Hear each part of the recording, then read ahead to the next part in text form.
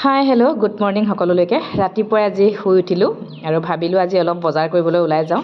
ৰাতিপুৱাই ওলাই গ'লে বজাৰত ফ্ৰেছ বস্তুবিলাক পায়, কেঁচা শাক পাচলি, সেয়েহে ওলাইছোঁ এতিয়া বজাৰ কৰিবলৈ। আৰু যদি পাওঁ ৰাতিপুৱাই সোনকালে জীয়া মাছ মানে বিক্ৰী কৰিবলৈ আনে বেপাৰীয়ে, সেয়াও চাম বুলি ভাবিছোঁ। ওলালোঁ এতিয়া আৰু এইফালে হেলমেটটো পিন্ধি ল'লোঁ। ৰাতিপুৱা বহুত বেছি ঠাণ্ডা আৰু এইকেইদিন সঁচাকৈ বহুত ঠাণ্ডা হৈছে নহয় জানো। আৰু এইফালে হেলমেটটোতো পিন্ধিবই লাগিব বাৰু, এইফালে পিন্ধি ল'লোঁ আৰু এতিয়া গৈ থাকোঁ বজাৰলৈ। কি আনিম আপোনালোকক দেখাম চাবচোন। এইফালে বজাৰ আহি পাই গ'লোঁ, কিন্তু আজি জীয়া মাছ নাই। সেয়েহে ভাবিলোঁ, মাছৰ নাম বিশেষ নাজানো, তথাপিও বেপাৰীজনে কৈছে এজনী কমন কাপ জীয়া আছিলে, সেয়েহে লৈ ল'লোঁ। বজাৰলৈ গ'লোঁ মাছ বিচাৰি, কিন্তু জীয়া মাছ নাপালোঁ। লাইখিনি বহুত ডাঙৰ, মোৰ সমানে হৈ যাব নেকি লাইখিনি, ওখটো।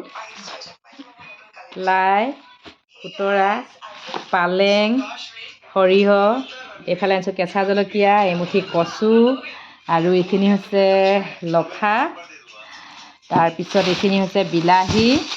ইফালে চাহ খাবলৈ লৈ আহিছোঁ, এইটো অৰিঅ' বিস্কুট, এইটো আনিছোঁ মগু চানা, আৰু এইটো আমুল তাজা।